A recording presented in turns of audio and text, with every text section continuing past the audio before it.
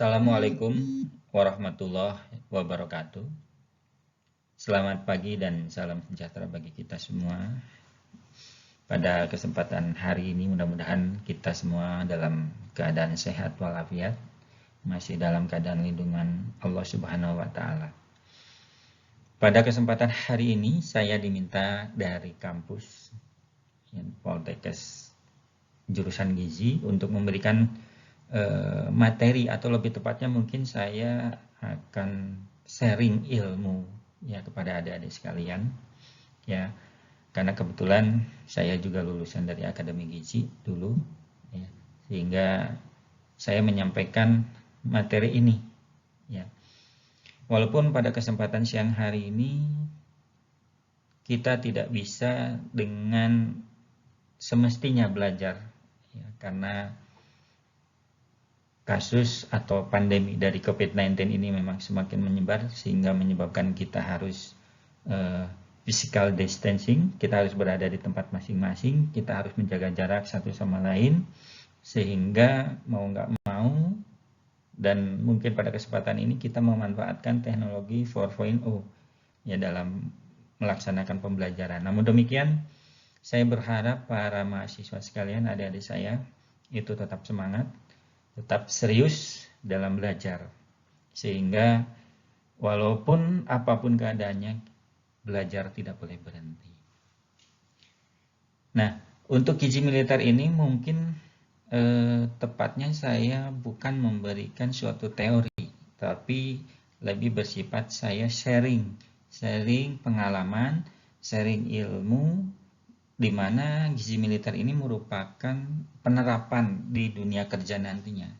Tidak menutup kemungkinan adik-adik saya atau para mahasiswa sekalian nanti ada yang bekerja di bidang militer, bisa mungkin di rumah sakit yang dimiliki oleh militer, mungkin bekerja di instalasi militer, mungkin bekerja di tempat pendidikan militer dan lain sebagainya, sehingga mau tidak mau harus memahami perbedaan gizi militer dengan gizi orang biasa ya, sehingga pada kesempatan ini mungkin ini sifatnya hanya penerapan, saya sharing ilmu.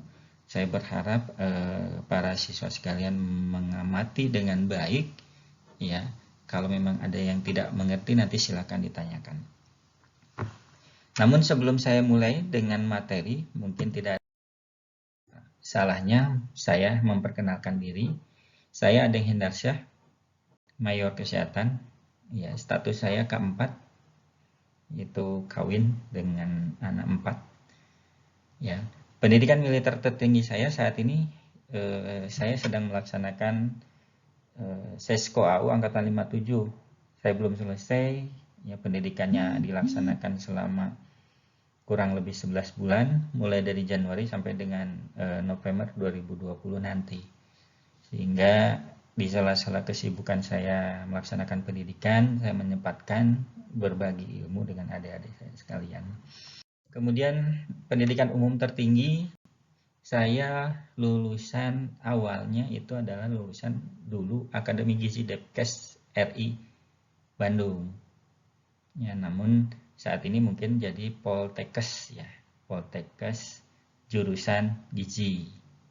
Dulu saya lulus tahun 99. Ya, mungkin adik-adik masih kecil kali ya, atau mungkin ada yang belum lahir kali ya, tahun 99. Kemudian saya melanjutkan S1 Kesehatan Masyarakat, lulus tahun 2015. Kemudian sekarang juga saya sedang menempuh Unhan ya, S2. Kemudian ini riwayat kedinasan saya, mungkin saya tidak perlu bahas. Sebagai pendahuluan, saya di sini mungkin tidak akan membahas lebih detail ya, tentang apa itu ilmu gizi, apa itu gizi, macam zat gizi apa saja, fungsi zat gizi dan lain sebagainya. Karena saya yakin adik-adik itu lebih paham, lebih tahu dan lebih mengerti dibanding saya. Karena yang saya pelajari dulu tahun 99 saya lulus, ya mulai tahun 96 sampai dengan tahun 99 saya belajar ilmu gizi, mungkin sudah banyak perubahan, sehingga mungkin saat ini adik-adik jauh lebih paham dibanding saya tentang gizi. Mungkin ini pendahuluan, saya tidak perlu bahas lebih jauh lagi. Apa itu status gizi, bagaimana menilai status gizi, angka kecukupan gizi, dan lain sebagainya. Yang perlu saya bahas pada awal pendahuluan daripada kenapa sih gizi militer itu berbeda dengan orang biasa, ya. Padahal militer juga sama manusia, ya. Militer juga sama butuh makan, butuh minum, butuh istirahat, butuh tidur, sama lah seperti kita semua atau adik-adik sekalian, ya. Apa sih yang membedakan gizi militer tersebut? Nah, faktor yang mempengaruhi kebutuhan gizi mungkin adik-adik juga sudah mempelajari, ya. Yang pertama itu adalah basal metabolisme rate atau basal BMR, ya, atau mungkin angka metabolisme basal, ya, MB atau apalah itu. Intinya itu mempengaruhi kebutuhan gizi kita, ya. Yang mempengaruhinya apa saja? Usia, jenis kelamin, tinggi badan, berat badan, nah itu yang mempengaruhi BMR. Kemudian yang mempengaruhi kebutuhan gizi itu yang kedua adalah aktivitas tubuh. Aktivitas tubuh seperti yang para mahasiswa sekalian ketahui, ada aktivitas bed rest, ringan, sedang, berat, dan berat sekali. Nah, aktivitas tubuh ini kategorinya mungkin sedikit berbeda antara militer dengan orang biasa, karena mungkin kalau di militer aktivitasnya sedang, mungkin di orang biasa itu tergolong aktivitas berat, ya. Demikian selanjutnya. Kemudian faktor usia juga mempengaruhi kebutuhan gizi, suhu lingkungan juga demikian, ya. Semakin rendah suhu lingkungan, maka semakin tinggi kebutuhan gizi kita.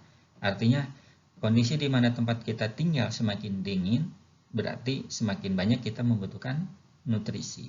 Kemudian penyakit, ya banyaklah, mungkin para mahasiswa sekalian lebih mengetahui, ya, dan jenis kelamin. Kita lanjutkan. Nah, kenapa militer memerlukan gizi tersendiri? Nanti kita lihat. Jadi di dalam gizi militer ini ada yang disebut ransum standar. Kalau saya menyebutnya ransum, ya, makanan standar, makanan khusus, makanan tambahan, makanan tempur. Kalau di kami biasa kami menyebutnya ransum, ya.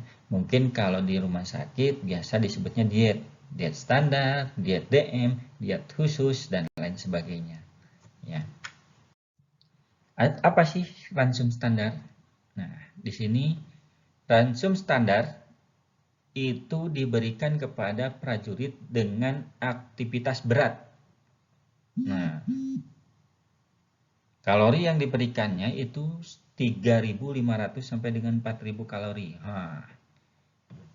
Lumayan banyak kalau untuk ukuran orang biasa, ya enggak?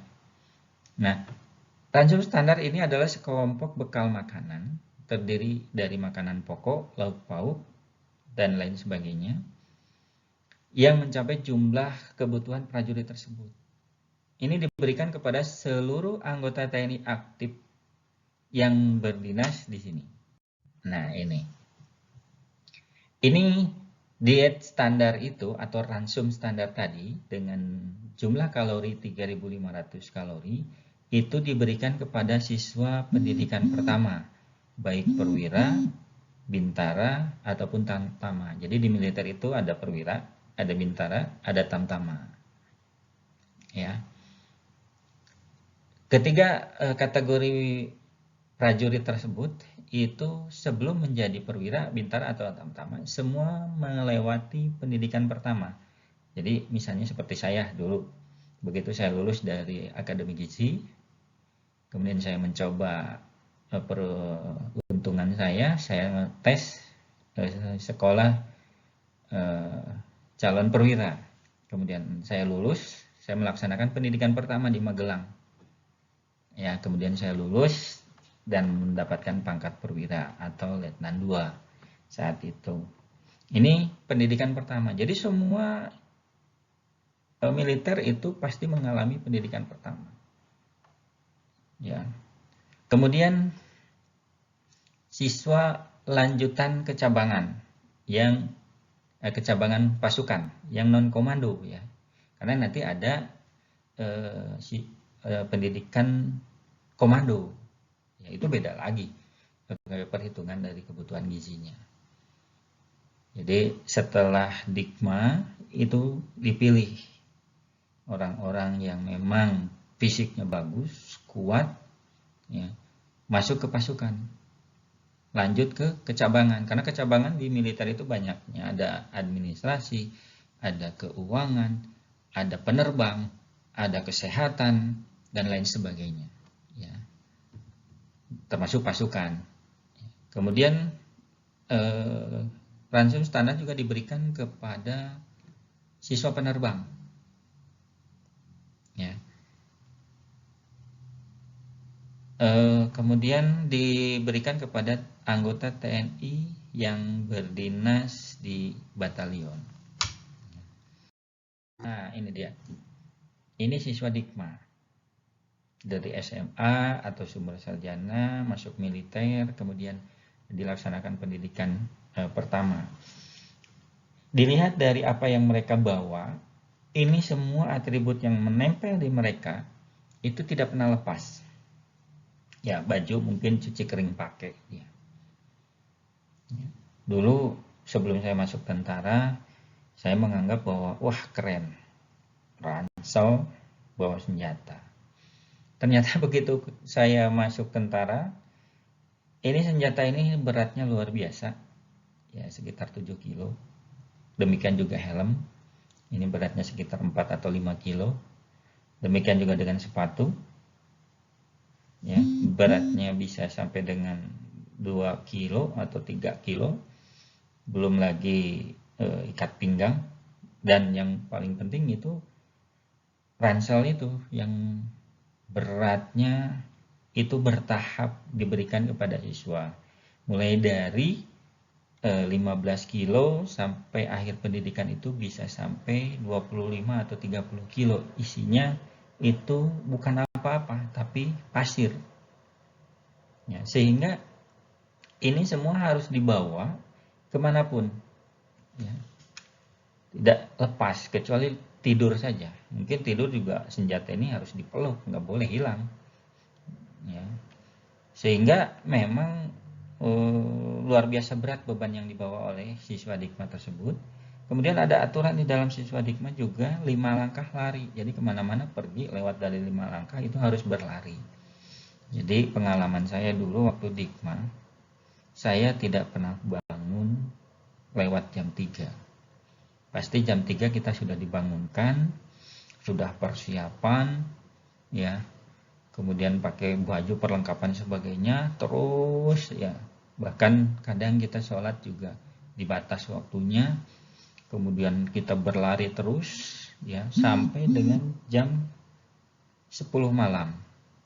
Baru berhenti semua kegiatan, dan jam 11 kita harus sudah tidur, ya. Yang mungkin terlebih dahulu kita harus nyuci pakaian, karena jam 3 pagi kita harus bangun, pakaian tersebut itu yang harus kita pakai, karena kita punya pakaian cuma satu waktu Dikma itu ya. Nah ini dia siswa Dikma, dan aktivitasnya jalan jongkok, sit up, push up, dan lain sebagainya ya. Ini halang lintang dengan beban segitu berat, kita harus mengangkat badan kita harus berlari, kita harus push up dan lain sebagainya. Terbayang aktivitasnya seperti itu, sehingga memang membutuhkan banyak. Ini contohnya siswa Dikma yang diberikan makan, ini untuk siswa perwira ya. Kalau untuk siswa perwira dia pakai piring ya. Kemudian yang kedua itu adalah ransum khusus. Ini diberikan kepada prajurit dengan aktivitas berat sekali. Ya. Ini terdiri dari makanan pokok, lauk pauk, yang nilai kalorinya bisa sampai dengan 4.500 kalori. Ini diberikan kepada anggota Kopassus, perlindungan udara, pasukan lapis baja, awak kapal laut atau kapal terbang, ya, dan siswa komando yang tadi saya bilang itu. Kenapa mereka begitu banyak? Pertanyaannya, apakah habis mereka dengan 4.500? Mungkin bayangannya, saya dulu waktu kuliah itu makan biasa. Kemudian saya masuk militer, saya pertama kali saya melaksanakan pendidikan pertama, nasi sak gunung ya di meja makan di depan saya itu mungkin bisa habis separuhnya, udah jago, udah hebat ya.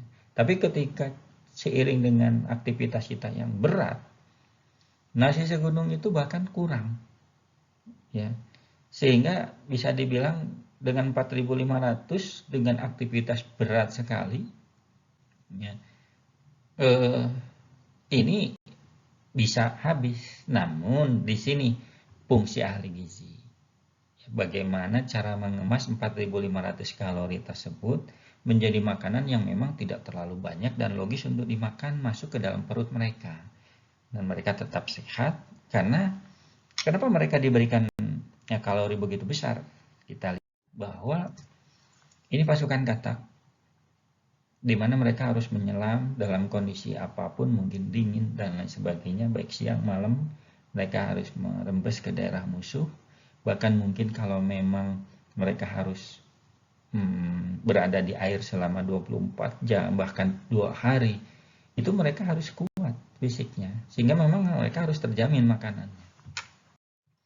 Nah, sniper juga demikian. Kalau sniper itu di tempat operasi, di tempat itu kalau dia sudah mengendap, diam, ya seperti ini dia bisa tidak bergerak selama berjam-jam, bahkan mungkin berhari-hari.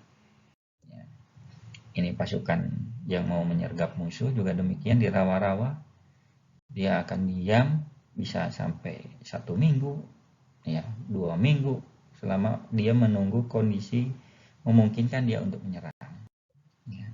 Kemudian ransum yang berikutnya, ransum tambahan. Ini berupa ransum biasanya berupa makanan ringan ya, yang dibawa diberikan sebagai tambahan ya.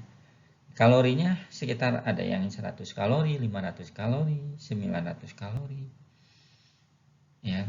Karena tugasnya militer ini dia membutuhkan tambahan makanan. Ya, tidak mau dia harus tambahan makanan. Ya. Kemudian ransum tempur. Ketika seorang prajurit dia melaksanakan operasi atau melaksanakan berangkat ditugaskan ke daerah operasi atau daerah tempur, maka dia akan dibekali dengan ransum tempur. Ransum tempur itu kalau kita ada ransum tempur 1, disebutnya T1. Apa itu ransum tempur 1? Di sini diberikan kepada militer atau dibekalkan kepada militer yang dia akan melaksanakan serbuan ke daerah musuh. Sehingga di sini kesempatan memasak sama sekali tidak ada. Tidak mungkin dia harus masak. Jadi dia dibawakan ransum tempur 1. Ya. Tidak dimasak lagi, ini bisa langsung dikonsumsi ya. Ini nilai kalorinya sekitar 2.500 ya. Dan berisikan 3 pak biskuit. Nah, ya. Bisa yang rasanya manis ataupun gurih, kemudian 1 kantong permen vitamin C. Atau makanan lain yang dikemas menggunakan aluminium foil sebagai bekal perorangan yang biasanya dimasukkan ke dalam ransel. Ya. Nah, ini contohnya. Ini biskuit yang tadi saya sampaikan. Biskuit ini mungkin mirip dengan biskuit crackers ya. Namun ini kerasnya luar biasa. Ya, kalau crackers mungkin jatuh pecah dia ke bawah. Kalau ini mungkin dipakai untuk melempar ayam atau anjing itu lari mereka karena saking kerasnya. Ya. Kenapa keras? Ya karena dipadatkan, sengaja dipadatkan, dipres supaya nilai kalorinya tinggi. Cara makannya biasanya direndam dulu oleh air hangat atau air biasa, atau sedikit demi sedikit dimakan. Ini biskuitnya. Ini juga sama biskuit, cuman bentuknya bukan crackers tapi dia lebih tebal lagi, tapi ini biskuitnya. Kemudian ransum tempur T2. Ini diberikan kepada anggota TNI yang melaksanakan kegiatan operasi dan latihan di mana dia mungkin saja bisa memasak tapi kesempatan masaknya terbatas. Jadi T2 ini merupakan makanan jadi, ya bisa berupa nasi, lauk pauk, ya, yang diolah dan dikemas dalam satu kemasan kaleng atau mungkin aluminium foil, ya. Contohnya seperti makanan kaleng kornet, ya, terus sarden dan lain sebagainya. Ya. Ini beratnya 400 gram satu kaleng, ya, dengan banyak pilihan rasa atau menu, ya. Ada yang rasa ikan, rasa daging, rasa gudeg, ya gudeg daging dan lain sebagainya. Ini biasanya tahan 1 tahun di dalam kemasan tersebut. Ya, diproduksi oleh pabrikan, dia tahan, ada masa expirednya, dan ini diberikan sebagai ransum tempur 2. Bisa langsung dimasak, bisa langsung dimakan, atau kalau memang ada kesempatan memasak, lebih enak memang dihangatkan. Ya. Dan cara memasak pun lebih mudah. Ya. Hanya cukup dihangatkan, selesai ya, masak. Ya. Ransum T2 ini 900 kalori, terdiri dari 3 kaleng nasi dan 1 kaleng snack. Ya. Jadi untuk 3 kali makan dalam sehari. Kenapa kalorinya kok cuma 900? Memang cuma bisa segitu dengan dikalengkan seperti itu. Berarti kurang dong? Ya. Tidak ada yang cukup ketika kegiatan operasi. Karena kalau melaksanakan kegiatan operasi, makanan ini tidak dibawa orang lain tapi dibawa sendiri dalam ransel. Bayangkan kalau kita melaksanakan operasi dalam 1 minggu, perbekalan yang harus kita bawa berarti 7 kali 3 kaleng nasi. Ya. Kalau lebih banyak dari itu sudah tidak bisa lagi. Ya, terlalu berat dibawa sehingga membatasi untuk pergerakan dan lain sebagainya. Nah, ini dia nasi tim ayam tadi yang saya bilang, nasi gudeg, gulai ikan. Ya. Ini enak, karena ini bisa langsung dimasak, tapi lebih enak kalau ini dihangatkan. Ya. Ini isinya kentang, ataupun ada juga yang buah-buahan. Nah, ini isinya nasi. Ini masaknya cukup sederhana. Si kaleng tersebut tinggal dimasukkan ke dalam air panas, ya, dihangatkan. Atau langsung di atas api juga nggak apa-apa, cuman mungkin nanti agak sedikit kosong dalamnya, kemudian dibuka kemasannya, kemudian langsung dimakan. Atau kalau memang tidak ada kesempatan untuk memasak, ini bisa langsung dimakan. Nah, ini isinya seperti mungkin sambal goreng kentang dia, cuman lebih sedikit basah. Ya. Isinya kentang, wortel dan lain sebagainya, ada daging juga. Ya. Ini kemasannya dalam aluminium foil, tinggal dimasukkan ke dalam air panas, hangat, bisa kita makan. Atau kalau tidak ada kesempatan masak, ini bisa langsung dimakan. Yang selanjutnya itu ransum tempur 3. Ransum tempur 3 ini diberikan kepada TNI atau militer, ya, yang ada kesempatan memasak. Tetapi mungkin tidak seperti di dapur biasa, karena peralatan yang dibawa pun mungkin tidak selengkap dapur biasa. Ya, tapi dimasak dia di sini. Beratnya atau kalorinya sekitar 3.500 kalori, sama seperti makanan kita. Ya.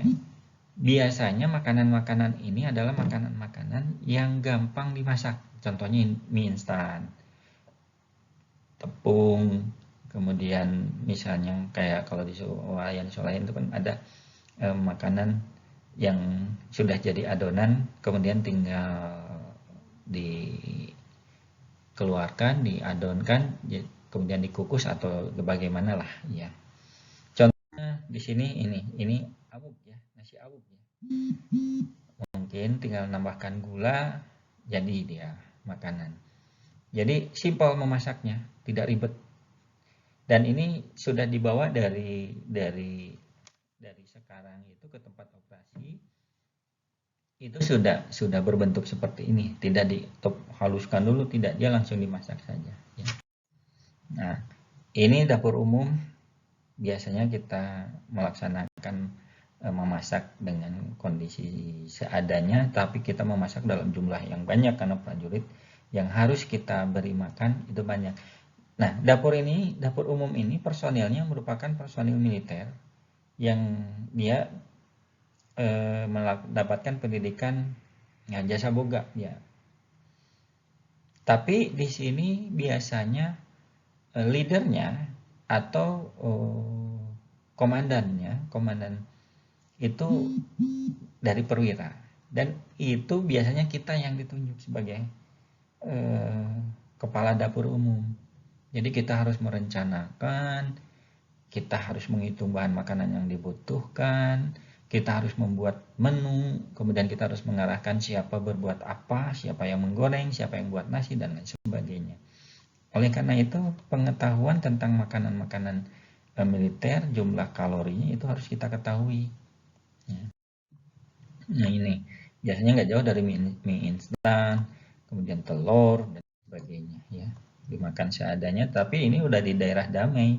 Ya, kalau bisa dibilang daerah dalam operasi itu ada daerah hitam, itu daerah musuh, daerah zona merah, zona kuning, zona hijau ini sudah di zona hijau ya. Nah, mungkin itu yang bisa saya sampaikan tentang gizi militer. Nanti kita lanjutkan sesi kedua ya. Mungkin sebelum dilanjutkan ada yang mau ditanyakan, silakan.